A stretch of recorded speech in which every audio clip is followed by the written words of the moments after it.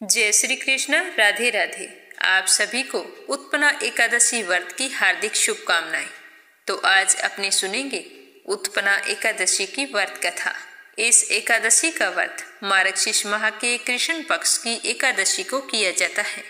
तो आप सभी से मेरा कहना है कि अगर आपने मीरा भक्ति चैनल को सब्सक्राइब नहीं किया है तो जरूर करें और कमेंट बॉक्स में विष्णु भगवान के अनंत स्वरूपों की जय हो लिखकर इस वीडियो को ज्यादा से ज्यादा विष्णु भक्तों में शेयर करें। श्री हरि आपकी सारी मनोकामनाएं पूर्ण करे। तो अब अपने सुनेंगे एकादशी की संपूर्ण व्रत कथा। श्रद्धा भाव से सुनते रहिए। एक समय सोनकादि 88,000 ऋषियों ने श्री सूत जी से पूछा कि सूत जी, एकादशी का व्रत कब से शुरू करना चाहिए और एकादशी व्रत करने से हमें कौन से पुण्य फलों की प्राप्ति होती है? इस व्रत को करने के क्या नियम है, क्या इसका विधान है, हमें सब कुछ विस्तार से बताइए। तो ऋषियों की बात सुनकर सूत जी कहने लगे कि हे ऋषियों, इस व्रत का वृतांत और उत्पत्ति प्राचीन काल में भगवान श्री कृष्ण ने अपने परम भक्त से कही थी, वही तुम्हें मैं सुनाता हूँ, तुम ध्यानपूर्वक सुनना। एक समय युधिष्ठिर ने भगवान श्री कृष्ण से पूछा कि हे भगवान, एकादशी का व्रत कैसे किया जाता है, इसकी सही विधि क्या है और इस व्रत को करने से क्या फल मिलता है? उपवास के दिन जो क्रिया की जाती है वह सब कृपया करके मुझे बताइए। तो युधिष्ठिर के वचन सुनकर भगवान श्री कृष्ण ने कहा कि हे युधिष्ठिर, मैं तुम्हें एकादशी के व्रत का महात्म्य सुनाता हूँ, ध्यानपूर्वक सुनना। सर्वप्रथम हेमंत ऋतु में मार्गशीर्ष कृष्ण पक्ष की एकादशी से इस व्रत को शुरू करना चाहिए, क्योंकि इसी दिन एकादशी की उत्पत्ति हुई थी और इस एकादशी को उत्पन्ना एकादशी के नाम से जाना जाता है। इसीलिए हर मनुष्य को चाहिए कि एकादशी के व्रत उत्पन्ना एकादशी से शुरू करे। दशमी के दिन सूर्यास्त से पहले भोजन कर ले और उसके बाद में मुंह को अच्छी तरह से साफ कर ले ताकि अन्न का अंश मुंह में न रह जाए। रात्रि को भोजन कदापि नहीं करना चाहिए। जो एकादशी का व्रत रखता है वो दशमी के दिन रात्रि को भोजन ना करे, ना ही अधिक बोलना चाहिए।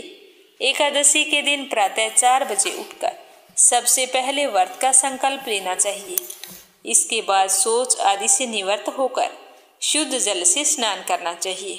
स्नान करने के पानी में थोड़ा सा गंगा जल मिलाकर स्नान करें तो बहुत ही अच्छा माना जाता है। व्रत करने वाले व्यक्ति को चोर, पाखंडी, निंदक, मिथ्याभाषी, किसी भी प्रकार के पापी व्यक्ति से बात नहीं करनी चाहिए। स्नान करने के पश्चात धूप, दीप, नैवेद्य आदि 16 चीजों से भगवान का पूजन करना चाहिए। रात को दीप दान करना चाहिए।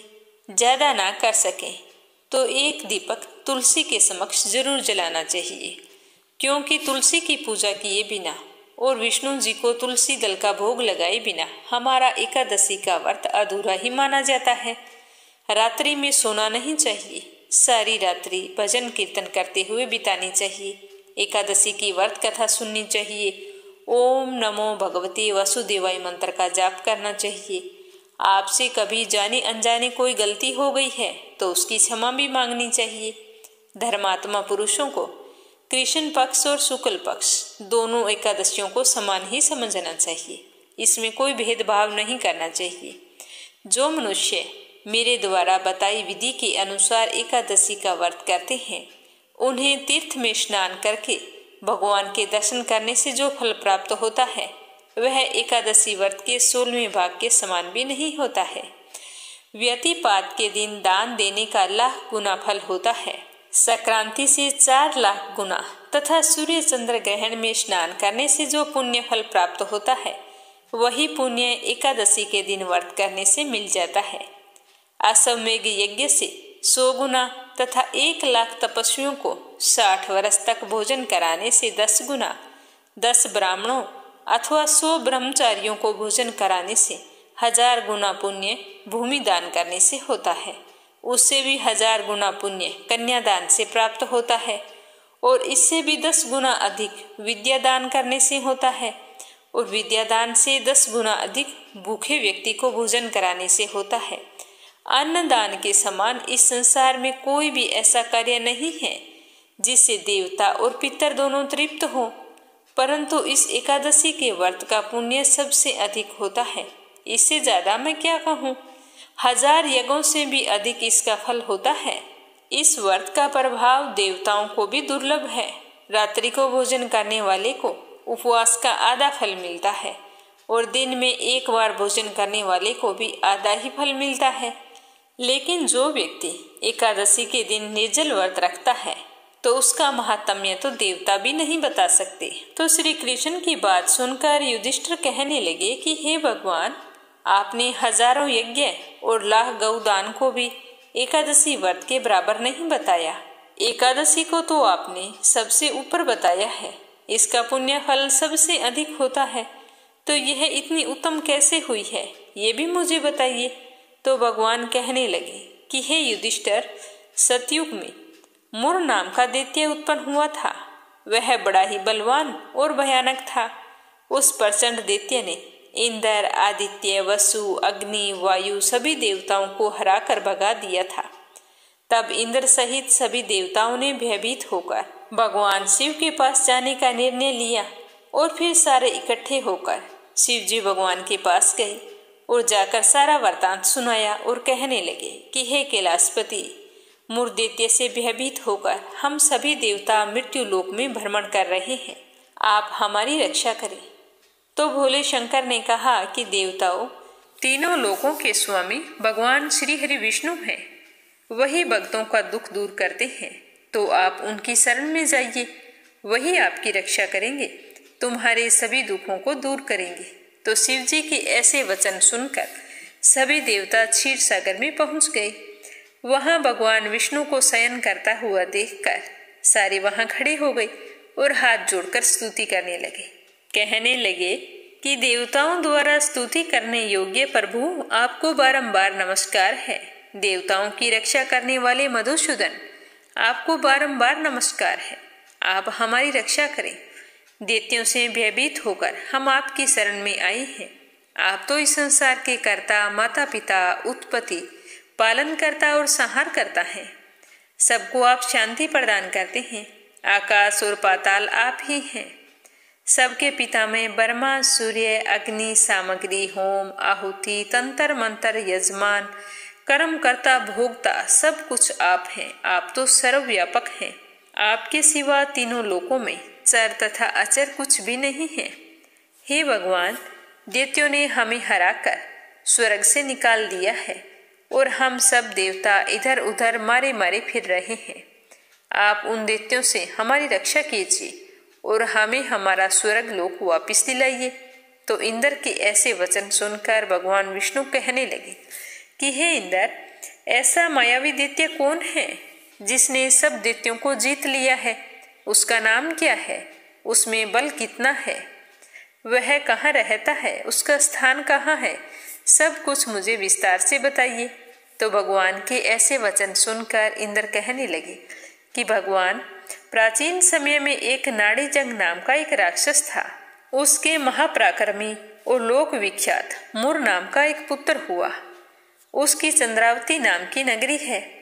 उसी ने सब देवताओं को स्वर्ग से निकालकर वहां अपना अधिकार जमा लिया है। उसने इंद्र, वायु, वरुण, यम, ईश, चंद्रमा सभी के स्थान पर अपना अधिकार जमा लिया है। वह तो सूर्य बनकर स्वयं बैठा है और सारे जगत में प्रकाश करता है।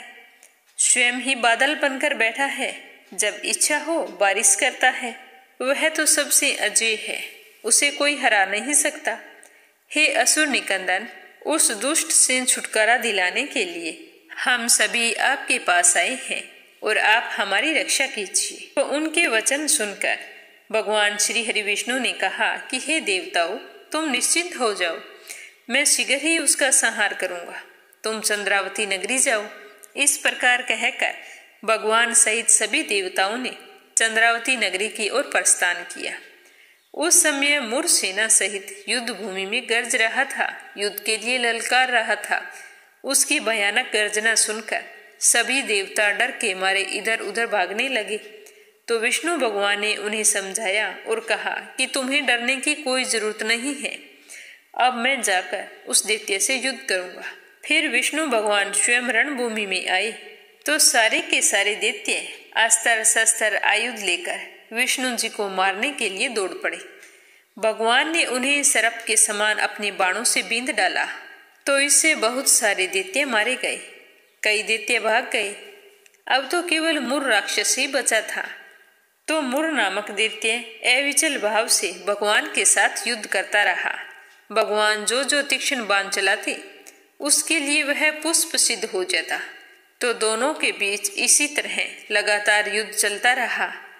इन दोनों के बीच में मल्ल युद्ध भी हुआ। 10,000 से अधिक वर्षों तक ये युद्ध करते रहे, परंतु मुर दैत्य नहीं हारा। तो थक हार कर भगवान विष्णु ही बद्री का आश्रम चले गए। वहां हेमवती नामक एक सुंदर गुफा थी। उसमें विश्राम करने के लिए भगवान उसके अंदर प्रवेश कर गए। यह गुफा 12 योजन लंबी थी।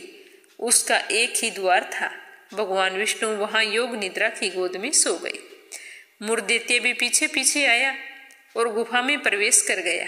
भगवान को सोया देखकर जैसे ही मारने को उद्यत हुआ, तभी भगवान के शरीर से उज्जवल कांति में सुंदर रूप वाली देवी प्रकट हुई। तो उस देवी ने राक्षस मुर को युद्ध के लिए ललकारा और दोनों के बीच युद्ध शुरू हो गया। बहुत ही जल्द उस देवी ने मुर दैत्य को मौत के घाट उतार दिया और वहां पर बैठ गई। जब श्री हरि योग निद्रा की गोद से उठे तो देवी को देखकर पूछा कि तुम कौन हो और यहाँ पर कैसे आई। तो देवी ने सारी बात बताई। तो सब बातों को जानकर उस देवी से विष्णु जी कहने लगे कि हे देवी, आपका जन्म एकादशी के दिन हुआ है, अतः आप उत्पन्ना एकादशी के नाम से पूजी जाओगी। आज के दिन जो भी व्यक्ति तुम्हारा व्रत रखकर श्रद्धा भाव से पूजा करेगा, वह अपने जीवन में हमेशा सुखी और संपन्न रहेगा। अपने जीवन के समस्त सुखों को भोगता हुआ अंत में वैकुंठ धाम को जाएगा। आपके भक्त वही होंगे जो भक्त मेरे होंगे। एकादशी के दिन हम दोनों की पूजा की जाएगी। अब अपने सुनते हैं 12 मासी एकादशी की कथा। इस कथा को हर एकादशी के व्रत में जरूर सुनना चाहिए। बोलो ग्यारस माता की जय हो। एक बार एक राज्य में एक राजा रहा करता था। राजा बहुत ही बुद्धिमान और बलशाली था। राजा सदैव अपनी प्रजा का बहुत ही अच्छे से ध्यान रखता था। प्रजा भी अपने राजा को बहुत पसंद करती थी। उस राजा की 2 बेटियां थीं। राजा अपनी दोनों बेटियों से बहुत ही प्रेम करता था। राजा की छोटी बेटी देखने में बहुत ही सुंदर और आकर्षक थी। राजा की बड़ी बेटी छोटी बेटी के मुकाबले थोड़ा कम सुंदर थी। राजा की छोटी बेटी ग्यारस माता की पूजा किया करती थी और सभी लोग राजा की छोटी बेटी से बहुत ही प्रेम करते थे और बहुत ही उसकी प्रशंसा किया करते थे। राजा भी अपनी छोटी बेटी को बड़ी बेटी से अधिक प्रेम करते थे। इसका कारण यह था कि राजा की छोटी बेटी का स्वभाव बहुत ही अच्छा था। वह अपने नगर वासियों से, आम लोगों से बहुत ही अच्छे से बात करती थी, इसीलिए वह सबकी चहेती थी। यह सब देखकर राजा की बड़ी बेटी को बहुत ही जलन होती थी। वह अपनी छोटी बहन से बहुत ही नफरत करने लगी। ऐसा करते करते समय बीतता गया। राजा की दोनों बेटियां बड़ी हो गई। तब एक पड़ोसी राज्य में रहने वाला राजकुमार राजा की बड़ी बेटी के लिए रिश्ता लेकर आया। लेकिन जैसे ही उस राजकुमार की नज़र राजा की छोटी बेटी पर पड़ी तो वह राजकुमार की छोटी बेटी पर आकर्षित हो गया और उसने राजा को उनकी बड़ी बेटी से शादी करने के लिए मना कर दिया। तो राजा ने उस राजकुमार से पूछा कि ऐसी क्या बात है, तुमने मेरी बेटी से विवाह करने के लिए मना क्यों कर दिया? तो राजकुमार ने हाथ जोड़कर कहा कि मैं आपकी छोटी बेटी से विवाह करना चाहता हूँ। तो राजा ने कहा कि कोई बात नहीं, ठीक है, अगर तुम मेरी छोटी बेटी से विवाह करना चाहते हो तो छोटी के साथ कर दूंगा। लेकिन यह बात जब राजा की बड़ी बेटी को पता चली तो वह अपनी छोटी बहन पर बहुत ही गुस्सा हुई और अपनी ही बहन को अपना दुश्मन मान बैठी और उससे बदला लेने की सोचने लगी कि इसकी वजह से मेरी शादी टूट गई। तो मन ही मन राजा की बड़ी बेटी अपनी छोटी बहन को जान से मारने का षड्यंत्र रचने लगी। तो एक दिन उसने अपनी छोटी बहन को मारने के लिए उसके लड्डू में जहर मिला दिया और फिर अपनी बहन को खाने के लिए दे दिया। राजा की छोटी बेटी ने उस लड्डू को खा लिया, लेकिन फिर भी उसको कुछ नहीं हुआ, क्योंकि वह ग्यारस माता के व्रत और पूजा पाठ किया करती थी। तो उसकी बहन ने देखा कि उसे जहर का लड्डू खाने के बाद भी कुछ नहीं हुआ, तो वह बहुत ही आश्चर्यचकित हुई, लेकिन उसने हार नहीं मानी।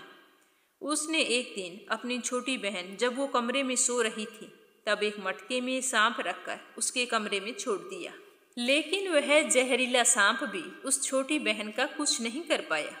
तो यह देखकर राजा की बड़ी बेटी बड़ी ही हैरान होती थी कि इसे कुछ होता क्यों नहीं है। तो एक दिन वह अपनी छोटी बहन से बोली कि चलो बहन, हम कुएं से पानी भरकर लाते हैं, आज हमारी इच्छा है कि हम पानी लेकर आएं। तो वह अपनी छोटी बहन को लेकर पानी भरने के बहाने कुएं पर ले गई। जैसे ही छोटी बहन कुएं के पास हुई, तो बड़ी बहन ने अपनी छोटी बहन को कुएं में धक्का दे दिया, लेकिन छोटी बहन को तो कुछ नहीं हुआ, क्योंकि हर बार ग्यारस माता उसकी रक्षा कर रही थी। और उधर बड़ी बहन अपने सारे प्रयास असफल होते देखकर बहुत ही क्रोधित होती जा रही थी। फिर उसने अपनी छोटी बहन के पास जाकर खुद ही उसे पूछा कि मेरी छोटी बहन, तुमको पता है भगवान ने सबकी मृत्यु एक निश्चित समय पर लिखी हुई है, और कैसे तुम्हारी मृत्यु होगी यह तो तुम भी नहीं जानती। तो इतना सुनते ही छोटी बहन ने कहा कि बहन, मैं तो जानती हूँ कि मेरी मृत्यु कैसे होगी। तो छोटी बहन के मुंह से ये बात सुनकर बड़ी बहन मन ही मन बहुत ही प्रसन्न होने लगी। उसे अपनी छोटी बहन से कहा, मुझे अपनी मृत्यु का राज बताओ तो ही मैं मानूंगी, क्या पता तुम झूठ बोल रही हो। तो यह सुनकर छोटी बहन बोली कि मेरी मृत्यु एक तोते में है, जो तोते के गले में एक हार है, उससे मेरी मृत्यु होगी। जब तक कोई भी व्यक्ति तोते को मारकर वह हार अपने गले में पहन लेगा तो मैं मूर्छित हो जाऊंगी, और जैसे ही वह उस हार को अपने गले से उतारेगा तो मैं वापस जीवित हो जाऊंगी। तो अपनी छोटी बहन की मृत्यु का राज जानकर बड़ी बहन मन ही मन बहुत ही खुश हुई, और उसने अपनी छोटी बहन को मारने के लिए पालतू तोते को ढूंढना शुरू कर दिया। और छोटी बहन को भी आभास हो गया था कि उसकी ही बहन उसकी जान लेना चाहती है। तो वह अपने पिताजी के पास गई और अपने पिताजी से कहा कि पिताजी, मेरी मृत्यु के बाद मुझे जलाइएगा मत, मुझे अपनी पुरानी हवेली में एक पलंग पर लिटाकर छोड़ देना। तो राजा अपनी छोटी बेटी के मुंह से इस तरह की बात सुनकर बहुत ही आश्चर्यचकित हुए। अपनी बेटी से बोले कि बेटा, तुम इस तरह की बातें क्यों कर रही हो? मैं तुम्हारी शादी करना चाहता हूँ और तुम मरने मारने की बातें कर रही हो। तुम्हें पता है तुम्हारे इस तरह बात करने से मुझे कितना दुख होता है। तो राजा की छोटी बेटी बोली कि नहीं पिताजी, समय का कोई भरोसा नहीं है, समय कभी भी किसी के लिए नहीं रुका, कब क्या हो जाए किसी को कुछ पता नहीं। आप मुझे वचन दो कि मुझे मरने के बाद जलाओगे नहीं, जैसा मैंने कहा है वैसा ही करोगे। तो उसके पिताजी ने कहा कि ठीक है बेटा, पर तुम्हारे ऐसा कहने से मुझे बहुत ही दुख होता है। तुम ऐसी बातें ना जाने क्यों कर रही हो। 2-3 दिन में तुम्हारा विवाह होने वाला है। लेकिन छोटी बेटी ने तो अपने पिताजी को ऐसा करने पर मजबूर कर दिया और उनसे वचन ले लिया। 2 दिन बीते कि शादी का दिन आ गया। जिस दिन राजकुमार बारात लेकर राजा के द्वार पर पहुंचा और राजकुमार और राजा की छोटी बेटी का विवाह होना शुरू हुआ, वैसे ही राजा की छोटी बेटी राजकुमार के साथ फेरे लेना शुरू करती है। तो उसी समय उसकी बड़ी बहन अपनी छोटी बहन के कमरे में जाकर उसके तोते को पकड़ लेती है और उसे जान से मार देती है, और जो तोते के गले में जो हार था उसको अपने गले में धारण कर लेती है। जैसे ही राजा की बड़ी बेटी उस हार को अपने गले में धारण करती है, तो राजा की छोटी बेटी 3.5 फेरे लेते ही बेहोश होकर जमीन पर गिर जाती है। तो यह देखते ही राजा को बड़ा ही धक्का लगा। राजा ने बड़े बड़े दर्द हकीमों को बुलाया और अपनी छोटी बेटी का इलाज करने के लिए कहा। राजा की बात सुनकर वेद ने छोटी बेटी को जब चेक किया तो राजा को बताया कि आपकी छोटी बेटी ना तो जीवित है और ना ही मरी हुई है। राजन, मैं तो ऐसी दशा पहली बार देख रहा हूँ। तो राजा ने वेद से यह बात किसी और को बताने से मना कर दिया और कहा कि अगर तूने ये बात किसी और को बताई तो हम तुम्हें फांसी दे देंगे। ऐसा कहकर वेद को वहां से जाने दिया और फिर राजा ने अपनी छोटी बेटी को पुराने महल में ले जाकर एक पलंग पर लेटा दिया और वहां पर कुछ सैनिक तैनात कर दिए और अपने महल पर वापिस आ गए और सोचने लगे कि राजकुमार को क्या जवाब दूंगा। इतने में राजा की बड़ी बेटी अपने पिताजी के पास आई और कहने लगी कि पिताजी, अगर शादी यह संपन्न नहीं हुई तो आपकी इज्जत का क्या होगा? लोग क्या कहेंगे? अगर आप कहें तो मैं आपकी इज्जत बचाने के लिए राजकुमार से शादी करने के लिए तैयार हूँ। राजा को अपनी बड़ी बेटी की बात सही लगी और उन्होंने उसका फैसला मान लिया और फिर अपनी बड़ी बेटी को छोटी बेटी के कपड़े पहनाकर मंडप पर भेज दिया। लेकिन राजकुमार को इस बात का पता चल गया था कि यह राजा की छोटी बेटी नहीं है बल्कि राजा की बड़ी बेटी है। लेकिन राजकुमार सोचने लगा कि अगर शादी के लिए मना कर दिया तो सारे लोगों में बदनामी होगी। यह सोचकर राजकुमार ने राजा की बड़ी बेटी से बचे हुए 3.5 फेरे लेकर विवाह को संपन्न करवा दिया और बड़े ही दुखी मन से राजकुमार राजा की बड़ी बेटी को अपने राजमहल में ले गया। अब राजकुमार तो बड़ा ही उदास रहता था। वह ना तो बड़ी बेटी से बात करता था और ना ही उसको पसंद करता था और मन ही मन सोचता रहता कि ना जाने ऐसी क्या बात हो गई जो राजा ने अपनी छोटी बेटी को कहीं पर छुपा दिया और बड़ी बेटी से मेरा विवाह करवा दिया। अब तो राजकुमार ने यह मन ही मन फैसला कर लिया कि जब तक मैं राजा की छोटी बेटी को नहीं ढूंढ लूंगा और नहीं जान लूंगा कि क्या बात हुई, तब तक मैं चैन से नहीं बैठूंगा। तो इस तरह सोचते हुए एक दिन राजकुमार अपने घोड़े पर सवार होकर राजा के पुराने महल के पास पहुंच गया। जहां पर उसने कुछ सैनिकों को देखा तो महल के पास पहुंचकर राजकुमार ने जब महल को ध्यान से देखा तो वह समझ गया कि यह तो हमारे ससुर जी का महल है। और राजा के सैनिकों के पास जाकर राजकुमार ने पूछा कि तुम लोग यहाँ पर क्या कर रहे हो और इस महल के अंदर उस पलंग पर सामने कौन लेटा है? तो यह सुनकर सैनिकों ने बताया कि यहाँ पर राजा की छोटी बेटी लेटी है। यह सुनकर राजकुमार बहुत ही खुश हुआ और तुरंत राजा की छोटी बेटी के पास पहुंच गया। लेकिन वहां पर जाकर देखा तो उसको तो कोई होश नहीं था। वह तो बिल्कुल शांत चित्त से लेटी थी। तो वह उसकी सेवा करने लगा। जैसे ही रात हुई तो राजा की छोटी बेटी उठकर खड़ी हो गई। तो यह देख राजकुमार बहुत खुश हुआ और उसने उससे पूछा कि तुम यहाँ पर क्या कर रही हो? मेरे साथ 3.5 फेरे लेने के बाद तुम कहाँ चली गई थी?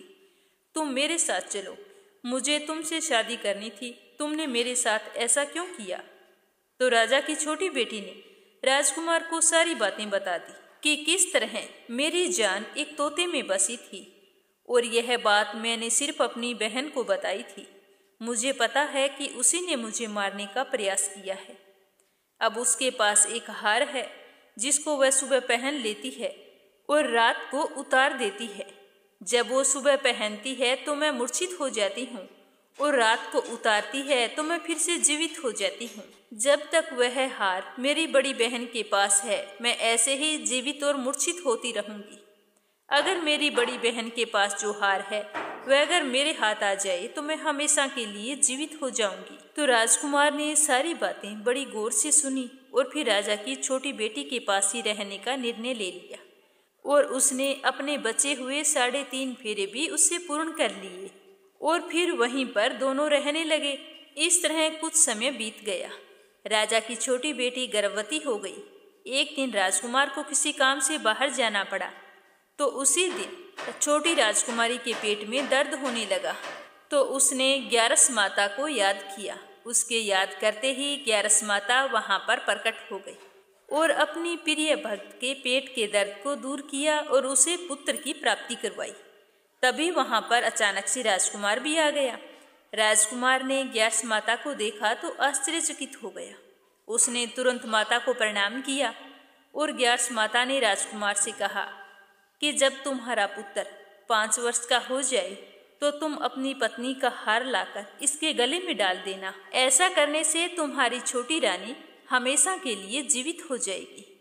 तो यह सुन राजकुमार बहुत ही खुश हुआ और समय बीतता गया। देखते ही देखते राजकुमार और राजा की छोटी बेटी का पुत्र 5 वर्ष का हो गया। राजा की बड़ी बेटी को हमेशा ये संदेह रहता था कि राजकुमार ना जाने रात को कहाँ चला जाता है, तो वह इस बात का पता कर रही थी। एक दिन राजकुमार को कोई काम हो जाता है तो वह अपने बेटे से कहता है कि बेटा, मैं कोई काम के लिए बाहर जा रहा हूँ, तुम अपनी माता का ध्यान रखना। ऐसा कहकर वहाँ से चला जाता है। तो राजकुमार को राजा के महल से निकलता हुआ देखकर बड़ी बहन के सैनिक देख लेते हैं और बड़ी बहन को जाकर सारी बातें बता देते हैं। जिसके बाद राजा की बड़ी बेटी अपनी छोटी बहन के पुत्र को वहाँ से उठवा लेती है और उसको जान से मरवा देती है। छोटी बेटी के पुत्र के 2 टुकड़े करवा के एक टुकड़ा चक्की के पास छुपा देती है और दूसरा टुकड़ा अपने पलंग के नीचे रख लेती है। तो जब इस बात का पता ग्यार्स माता को लगता है तो ग्यार्स माता भिखारी का रूप धारण करके वहां पर आती है। एक भिखारी का रूप धारण किए बड़ी बेटी के द्वार पर जाकर भिक्षा मांगती है। तो राजा की बड़ी बेटी अपने नौकरों से कहती है कि जाकर भिक्षा दे दो। लेकिन जैसे ही नौकर ग्यार्स माता को भिक्षा देने के लिए आते हैं तो माता कहती है कि मैं तुमसे भिक्षा नहीं लूंगी, मैं तो तुम्हारी महारानी से ही भिक्षा लूंगी। तो यह सुनकर राजा की बड़ी बेटी स्वयं भिक्षा देने के लिए माता के पास आती है। तब माता एक बिल्ली का रूप धारण करके उसके कमरे में चली जाती है और वहां पर जाकर छोटी बेटी के पुत्र के जो टुकड़े होते हैं उनको आपस में जोड़कर जीवित कर देती है और वहां से ले जाती है और ले जाकर राजकुमार को सौंप देती है और सारी बात उसे बताती है। तो राजकुमार ग्यार्स माता का धन्यवाद करते हुए अपने बेटे को लेकर राजा की बड़ी बेटी के पास लेकर जाता है और कहता है कि तुम इसका अच्छे से ध्यान रखना। अगर तुम इस बच्चे का अच्छे से ध्यान रखोगे तो ही मैं तुमसे बात करूंगा। तो उसने कहा कि ठीक है। तो अब वह राजकुमार और उसका बेटा और राजा की बड़ी बेटी एक साथ वहीं पर रहने लगे। ऐसा करते करते कई दिन बीत गए। एक दिन राजकुमार अपने बेटे से कहता है कि बेटा, तुम जाओ और अपनी बड़ी माँ के गले में जो हार है उसे तुम मांग कर लाओ। तो वह लड़का अपने पिता की बात सुनकर अपनी बड़ी माँ के पास जाकर कहता है कि माँ, तुम्हारे गले में जो हार है वो मुझे चाहिए। तो यह सुनकर उसकी बड़ी माँ पहले तो बहुत ही क्रोधित होती है, पर उसको याद आता है कि राजकुमार ने कहा था कि अगर मैं इस बच्चे का अच्छे से ध्यान रखूंगी तो ही वो मुझसे बात करेगा। यह सोचकर वह अपने गले में से हार निकालकर उस बच्चे को दे देती है और वह बालक तुरंत उस हार को ले जाकर अपने पिताजी को दे देता है। तो यह देखकर राजकुमार बहुत ही खुश होता है और अपने बेटे को लेकर वहां से जाने लगता है और अपनी पत्नी से कहता है कि अभी तो मैं कोई काम के लिए बाहर जा रहा हूँ, शाम को तुम मेरे लिए खाना बनाकर रखना, आज शाम को मैं तुम्हारे साथ ही आकर खाना खाऊंगा। यह कहकर वह अपने बेटे को लेकर वहां से चला जाता है और वहां से सीधा राजा के पास जाता है। राजा को जाकर सारी बात बता देता है। राजा अपनी बड़ी बेटी की यह करतूत सुनकर बहुत ही क्रोधित होते हैं और अपनी ही परवरिश को दोष देने लगते हैं।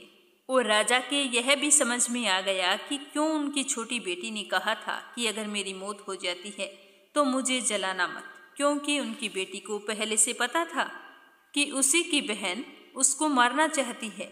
तो राजा ने तुरंत राजकुमार को अपनी छोटी बेटी के साथ रहने का आदेश दिया और अपनी बड़ी बेटी को देश निकाला दे दिया।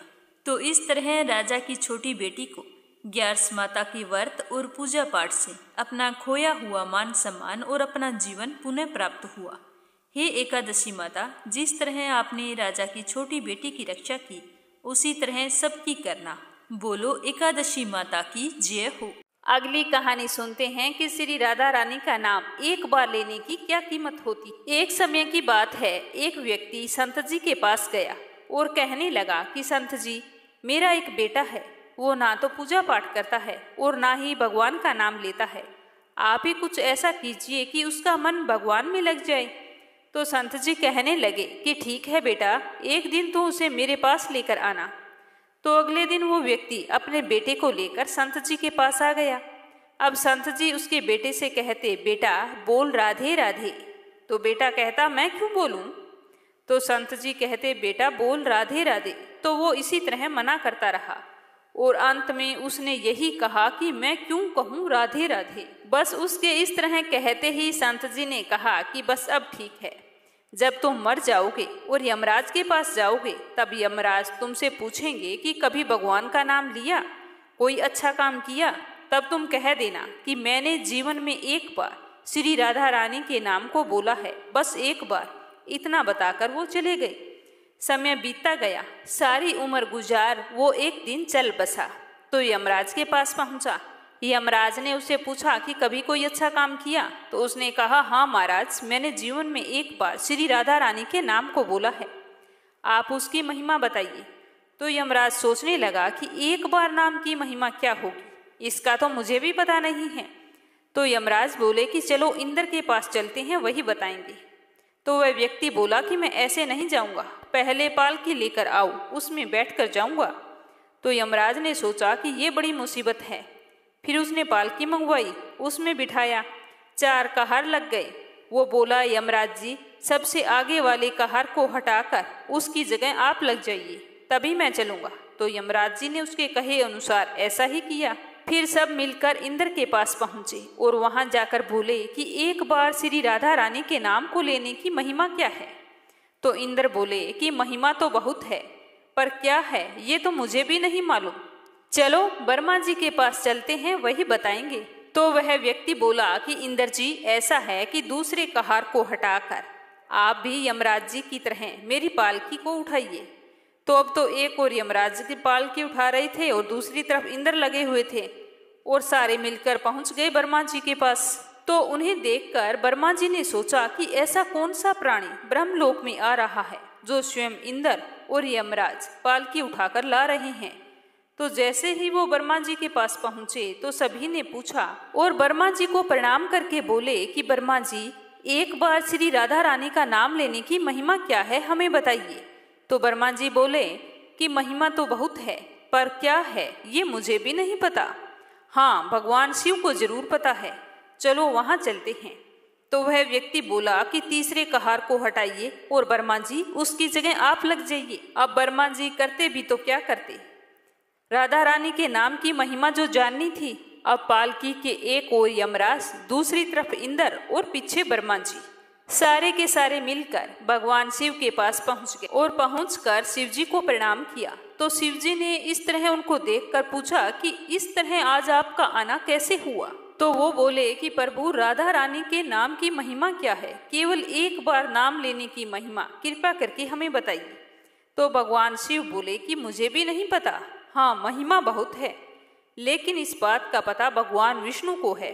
तो चलो विष्णु जी के पास चलते हैं, मैं भी आपके साथ चलता हूँ। तो वह व्यक्ति बोला कि ऐसे नहीं, अब ऐसा कीजिए, चौथे कहार को हटाइए और वहां पर आप लग जाइए। इस प्रकार ब्रह्मा, शिव जी, इंद्र, यमराज चारों उस व्यक्ति को पालकी को उठाने में लग गए और उठाकर विष्णु लोक को पहुंच गए। तो जैसे ही विष्णु लोक में पहुंचे तो विष्णु भगवान देख रहे थे कि आज ऐसा क्या हो गया जो चारों को चारों एक व्यक्ति को पालकी में उठाकर लेके आ रहे हैं। तो वहां पहुंचते ही विष्णु जी ने पूछा कि आपका आना कैसे हुआ। तो वे बोले कि एक बार श्री राधा रानी के नाम लेने की महिमा क्या है, यही जानने के लिए हम आपके पास आए हैं। तो विष्णु जी कहने लगे कि जिस पालकी को स्वयं मृत्यु का राजा यमराज, स्वर्ग का राजा इंद्र, ब्रह्मा लोक के राजा ब्रह्मा और साक्षात भगवान शिव उठाकर ला रहे हैं, तो इससे बड़ी महिमा क्या होगी।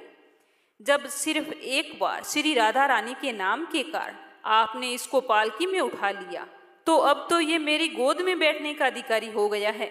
भगवान श्री कृष्ण ने स्वयं कहा है कि जो केवल रा बोलता है तो मैं सब काम छोड़कर खड़ा हो जाता हूँ, और जैसे ही राधा का पूरा नाम का उच्चारण करता है तो मैं उसकी ओर दौड़ लगा लेता हूँ। जो व्यक्ति राधा के नाम का जप करता है, मैं उसकी सारी मनोकामनाएं पूर्ण करता हूँ। राधा रानी की जय हो। अगली कहानी सुनते हैं बरसाने के एक संत की। एक समय की बात है, बरसाना में एक संत रहते थे। वो हर रोज सुबह उठकर यमुना जी में स्नान करके राधा जी के दर्शन करने जाया करते थे। यह उनका रोजाना का नियम था। जब तक वो राधा रानी के दर्शन नहीं कर लेते तब तक वो जल भी ग्रहण नहीं करते थे। दर्शन करते करते उनकी उम्र 80 वर्ष के करीब हो गई। आज सुबह उठकर रोज की तरह स्नान करने के लिए गई। राधा रानी के दर्शन को मंदिर में चले गई। मंदिर के पट खुले और राधा रानी के दर्शन करने लगी। दर्शन करते समय संत के मन में एक भाव आया कि मुझे राधा रानी के दर्शन करते करते आज 80 वर्ष हो गई, लेकिन मैंने आज तक राधा रानी को कोई भी वस्त्र नहीं चढ़ाया। लोग तो राधा रानी के लिए कोई नारियल लाता है, कोई चुनरी लाता है, कोई चूड़ी लाता है, कोई बिंदी लाता है, कोई साड़ी लाता है, कोई लहंगा चुनरिया लाता है, लेकिन मैंने तो ऐसा कुछ भी नहीं चढ़ाया। तो ऐसा विचार करके संत जी ने सोचा कि जब मेरी राधा रानी के लिए कुछ ना कुछ सारे लोग लाते हैं तो मैं भी कुछ ना कुछ आज जरूर लेकर आऊँगा, लेकिन क्या लाऊं? कुछ ऐसा लाऊं कि जिससे मेरी राधा रानी खुश हो जाए। तो यह सोचकर संत जी अपनी कुटिया में आ गई। सारी रात सोचते सोचते सुबह हो गई। सुबह उठकर स्नान किया और अपनी कुटिया में ही राधा रानी के दर्शन पूजन किए। उस दिन वो मंदिर नहीं गई। बाद में बाजार जाकर सबसे सुंदर वाला लहंगा चुनरी का कपड़ा ले आई और कुटिया में आकर अपने हाथों से लहंगा चुनरी को सील कर सुंदर से सुंदर उस पर गोटा लगाया। पूरी तरह से लहंगा चुनरी जब तैयार हो गई तो मन में सोचा कि इस लहंगा चुनरी को अपनी राधा रानी को पहनाऊंगा तो बहुत ही सुंदर लगेगी मेरी राधा रानी। तो यह सोचकर संत जी उस लहंगा चुनरी को लेकर राधा रानी के मंदिर को चले। मंदिर की सीढ़ियों में चढ़ने लगे और मन में सोच रहे थे कि आज मेरे हाथों से बनाए हुए लहंगा चुनरी राधा रानी को पहनाऊंगा तो मेरी लाडली खूब सुंदर लगेगी। यह सोच सोचकर बहुत ही खुश होते जा रहे थे। इतने में एक बरसाना की लड़की आई और बाबा से कहती है, बाबा आज तो बहुत ही खुश हो, क्या बात है मुझे बताओ ना। तो बाबा ने कहा कि लाली आज मैं बहुत खुश हूँ। आज मैंने अपने हाथों से राधा रानी के लिए लहंगा चुन्नी बनाया है। इस लहंगा चुनरिया को राधा रानी को पहनाऊंगा तो मेरी राधा रानी बहुत ही सुंदर दिखेगी। तो उस लड़की ने कहा, बाबा मुझे भी दिखाओ ना, आपने लहंगा चुनरी कैसी बनाई है। तो लहंगा चुनरी को वो देखकर वो लड़की बोली, अरे बाबा राधा रानी के पास तो बहुत सारी पोशाकें हैं, ये तो मुझे दे दो ना। तो उसकी बात सुनकर संत बोले कि बेटी मैं तुमको बाजार से दूसरी दिलवा दूंगा, ये तो मैंने अपने हाथों से राधा रानी के लिए बनवाई है, तुमको कोई और दिलवा दूंगा। लेकिन उस छोटी सी बालिका ने उस संत का दुपट्टा पकड़ लिया और कहने लगी कि बाबा ये मुझे दे दो। पर संत भी जिद करने लगे कि तुम्हें दूसरी दिलवाऊंगा पर ये नहीं दूंगा। लेकिन वो बच्ची इतनी तेज थी कि संत के हाथों से लहंगा चुनरी छुड़ाकर भाग गई। यह देखकर बाबा को बहुत ही दुख हुआ और सोचा कि मैंने आज तक राधा रानी को कुछ नहीं चढ़ाया, लेकिन जब आज मैं लेकर आया हूँ तो वो लाली लेकर भाग गई। मेरा तो जीवन ही बेकार है, अब मैं क्या करूँगा। यह सोचकर संत जी उसी सीढ़ियों में बैठे बैठे रोने लगे। इतने में दूसरे कुछ संत वहां पर आए और बोले कि क्या बात है बाबा, आप इस तरह रो क्यों रहे हो। तो बाबा ने उन संतों को पूरी बात बताई। तो संतों ने बाबा को समझाया और कहा कि आप दुखी मत होइए, कल दूसरा लहंगा चुनरी लेकर राधा रानी को पहना देना। चलो अब राधा रानी के दर्शन कर लेते हैं। तो इस तरह समझा बुझाकर दूसरे संतों ने बाबा को राधा रानी के दर्शन करने के लिए मंदिर में लेकर चले गए। रोना तो बंद हुआ लेकिन मन बिल्कुल खराब था, क्योंकि मनोकामना पूरी नहीं हुई। तो अनमने मन से राधा रानी का दर्शन करने जा रहे थे संत, और मन ही मन में ये सोच भी रहे थे कि मुझे लगता है कि किशोरी जी की इच्छा नहीं थी, शायद राधा रानी मेरे हाथों से बनी पोशाक पहनना ही नहीं चाहती। ऐसा सोचकर बड़े ही दुखी होकर जा रहे थे। मंदिर आकर राधा रानी के पट खुलने का इंतजार करने लगे और वहां पर बैठ गए। थोड़ी देर बाद में मंदिर के पट खुले तो संतों ने कहा कि बाबा आज तो राधा रानी बहुत ही सुंदर दिखाई दे रही है। तो संतों की बात सुनकर जैसे ही बाबा ने अपना सिर उठाया तो देखा जो लहंगा चुनरी बाबा ने अपने हाथों से बनाई थी, आज तो राधा रानी ने वही पहन रखा है। तो बाबा बहुत ही खुश हो गए और राधा रानी से कहा कि राधा रानी आपको इतना भी सब्र नहीं कि आप मेरे हाथों से मंदिर की सीढ़ियों से ही लेकर भाग गई, ऐसा क्यों किया आपने। सर्वेश्वरी श्री राधा रानी ने कहा कि बाबा आपके भाव को देखकर मुझसे रहा नहीं गया, और ये केवल पोशाक ही नहीं, इसमें आपका प्रेम भी है, इसीलिए तो मैं खुद आकर आपसे लहंगा चुनरी छीन कर भाग गई थी। तो इतना सुनकर बाबा तो भाव विभोर हो गए। और राधा रानी का गुणगान करने लगे और मन ही मन उस लड़की लाली का भी धन्यवाद करने लगे। प्रेम से बोलो राधे राधे। अब अपनी सुनेंगे लपसी और तपसी की कहानी। इस कहानी को हर व्रत कथा के बाद में जरूर सुनना चाहिए। इस कथा को सुने बिना हमें हमारे व्रत और पूजा पाठ का पुण्य फल नहीं मिलता है। एक लपसी था, एक तपसी था। तपसी हमेशा भगवान की तपस्या में लीन रहता था। लपसी रोजाना 1.25 सेर की लापसी बनाकर भगवान को भोग लगाकर भोजन कर लिया करता था। एक दिन किसी बात को लेकर उन दोनों में कहा सुनी हो गई और दोनों जोर जोर से लड़ने लगे। तपसी कहने लगा कि मैं तो रोजाना भगवान की तपस्या करता हूँ, इसीलिए मैं बड़ा हूँ। तो लपसी कहने लगा कि मैं रोजाना भगवान को 1.25 सेर की लापसी का भोग लगाता हूँ, इसीलिए मैं बड़ा हूँ। इस तरह कहते हुए वो दोनों जोर जोर से लड़ने लगे। तभी वहां से नारद जी गुजर रहे थे। दोनों को लड़ता हुआ देखकर वहां आ गए और उनसे पूछने लगे कि तुम दोनों लड़ क्यों रहे हो। तो तपसी ने खुद को बड़ा होने का कारण बताया और लपसी ने अपने बड़े होने का कारण बताया और कहने लगे कि अब आप ही हमारा फैसला कर दो। तो नारद जी कहने लगे कि मैं तुम्हारा फैसला तो कर दूंगा, लेकिन कल आऊंगा, तुम दोनों तैयार रहना। दूसरे दिन लपसी और तपसी नहा धोकर अपनी रोजाना की भक्ति करने आई तो नारद जी वहां पर छुपकर बैठे थे और उन्होंने सोने की एक एक अंगूठी उन दोनों के आगे रख दी। तपसी की नजर जब अंगूठी पर पड़ी तो उसने चुपचाप अंगूठी को उठाया और अपने पैर के नीचे दबा ली। लपसी की नजर उस अंगूठी पर पड़ी, लेकिन उसने ध्यान नहीं दिया। उसने रोजाना की तरह लापसी बनाई और भगवान को भोग लगाया, फिर स्वयं भोजन करने लगा। तो नारद जी उन दोनों के सामने आ गए। तो देखते ही दोनों कहने लगे कि अब बताओ हम में से कौन बड़ा है। तो नारद जी कहने लगे कि लपसी ही बड़ा है। तो यह सुनकर तपसी को बड़ा ही आश्चर्य हुआ और वो कहने लगा कि मैं कितनी कठिन तपस्या करता हूँ, फिर भी आप कह रहे हैं कि लपसी बड़ा है। तो नारद जी ने कहा कि तुम अपने स्थान से खड़े हो जाओ। तो वो खड़ा हुआ तो उसके पैर के नीचे अंगूठी दिखाई पड़ी। तो नारद जी तपसी से कहने लगा कि तपस्या करने के बाद भी तुम्हारी चोरी करने की आदत नहीं गई है, इसीलिए लपसी बड़ा है, क्योंकि मैंने ही तुम दोनों के आगे सोने की एक एक अंगूठी रखी थी। तो तुमने तो देखते ही अंगूठी को उठाया और अपने पैर के नीचे दबा लिया। लपसी ने अंगूठी को देखकर भी अनदेखा कर दिया। इसका अपनी रोजाना की भक्ति में ध्यान था। इसने लापसी बनाई और भगवान को भोग लगाया, इसीलिए लपसी ही बड़ा हुआ और तुम्हें तुम्हारी इतनी कठिन तपस्या का कोई फल नहीं मिलेगा। तो यह सुनकर तपसी को अपने किए पर बड़ा ही पछतावा हुआ और शर्मिंदा होकर नारद जी से माफी मांगने लगा। कहने लगा कि महाराज, मुझसे गलती हो गई, आज से मैं कभी भी चोरी नहीं करूंगा। तुम मुझे बताओ कि मुझे मेरी तपस्या का फल कैसे मिलेगा। मैंने तपस्या बड़ी ही श्रद्धा भाव से की है। तो तपसी की बात सुनकर नारद जी कहने लगे कि यदि घर पर सारी रोटी बनाकर गाय और कुत्ते की रोटी नहीं बनाएगा तो वह फल तुझे ही मिलेगा। अगर कोई दिए से दिया जलाएगा तो उसका फल भी तुम्हें ही मिलेगा। कोई ब्राह्मण को भोजन करवाकर उसे दक्षिणा नहीं देगा तो उसका फल भी तुझे ही मिलेगा।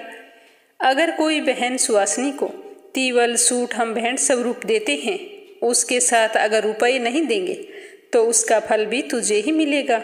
और व्रत कथा में अगर कोई सारी कहानी सुन ले लेकिन तुम्हारी कहानी ना सुने तो उस व्रत का फल भी तुझे ही मिलेगा।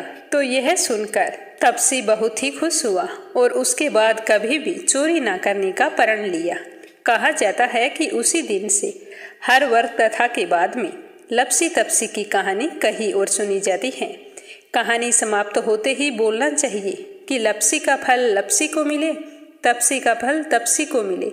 हमारी कहानी का, हमारे व्रत का और हमारे पूजा पाठ का फल हमें मिले। कथा समाप्त होते ही कमेंट बॉक्स में लक्ष्मीपति नारायण की जय हो जरूर लिखें और मीरा भक्ति चैनल को सब्सक्राइब करके इस वीडियो को ज्यादा से ज्यादा शेयर करें। आप सभी की मंगल कामना के साथ जय श्री कृष्ण, राधे राधे।